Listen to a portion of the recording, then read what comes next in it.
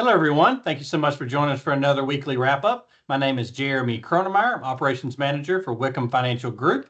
I'm Graham Wickham here, President and CEO of Wickham Financial and Insurance Services. Graham, what happened to markets last week? Yeah, thank you, Jeremy. Thanks for our listeners jumping on the call. Had a pretty strong week last week. We saw the S&P 500 finish slightly higher despite some mixed retail earnings, but the Nasdaq Composite fell about 0.5%. Now, wait for it. It was pressured by some AI valuations. What was the real leader? That was that Russell 2000. That was up nearly 4%. And that was on prospects that the Fed is probably going to have a looser monetary policy, meaning bring interest rates down, which is really good for, say, small caps, which are more likely to have higher borrowing costs because they're more likely than large caps to need funds and to borrow funds. So we also saw the cyclical sectors post some pretty solid returns as well. Now, if we look at the commodity side, like gold and oil, they both rose due to that same anticipation of lower rates and some weaker dollar. Ethereum, that jumped about 9%. That's that cryptocurrency area. That hit a new record high. If we look at the Federal Reserve and interest rates, that kind of spurred the drama on last week in a good way. We saw Fed Chairman Jerome Powell signal some potential rate cuts for next month. That was at a speech at Jackson Hole Symposium, and he also acknowledged some restrictive policy and some shifting risk. So the odds of a September rate cut by the community out there rose to about 83% odds that they're going to lower from 70. So the anticipation that they're lower has increased a good bit. We saw the 2-year Treasury yield drop to about 3.69%, where the 10-year went to about 4.26%. The speech was generally less hawkish than expected, and as I mentioned before, spurred the market forward in those small cap areas, those home building areas. Now, if we look at the U.S. economic data that rolled out, we saw manufacturing PMI rose to about 53.3. That was the fastest pace in over 3 years. The service PMI, that eased slightly to about 55.4, and the housing starts and permits, that increased in July despite some higher mortgage rates. Now, if the rates are going to come down, we could see those numbers change as we approach September, with the Fed potentially lowering rates. Retail earnings, Home Depot, Walmart. Home Depot missed revenue profits expectations, but maintained their guidance. Walmart raised their forecast, noting some minimal impact from tariffs so far. And again, keep in mind, we really are at the very tail end of earnings right now.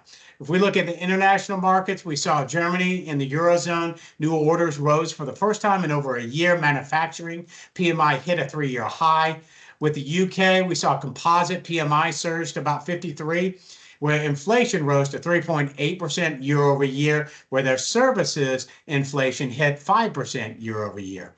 Rate cuts likely delayed until spring of 2026 for them. Now, this week, it's a focus on jobs and inflation data, and maybe some minutes coming out from the Fed. So we'll be looking at Friday's PCE price index. That's going to be pretty critical. That's going to give us or show whether the business are absorbing those prices or are they passing those on to consumer. We'll be looking at some headline inflation and has that declined, but maybe core inflation, producer prices are rising. So what's rising and falling from a U.S. economic data release? We'll be looking at the second estimate of Q2 gross domestic product, some final consumer sentiment and inflation expectations, consumer confidence numbers, some new and pending home sales, goods trade balances.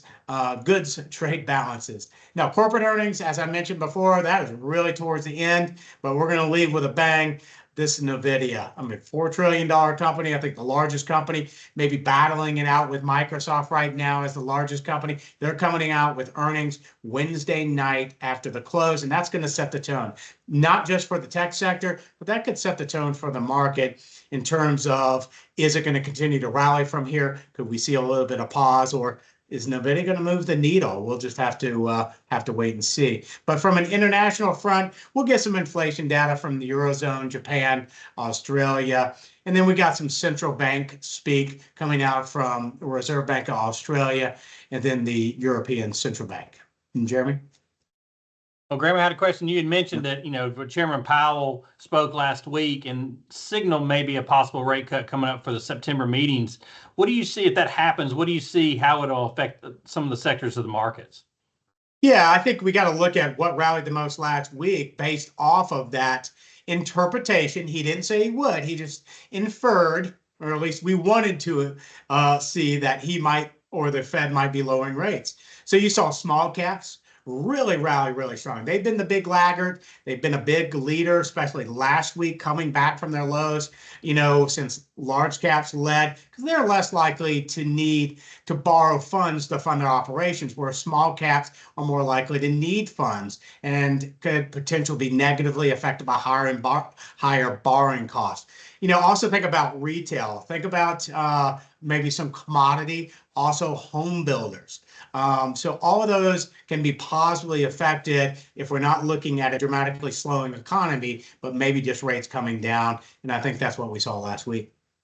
Gotcha. Well, Graham, we always appreciate the information and expertise. And thank you to our listeners that check in with us every single week. And we look forward to seeing you next time. Take care.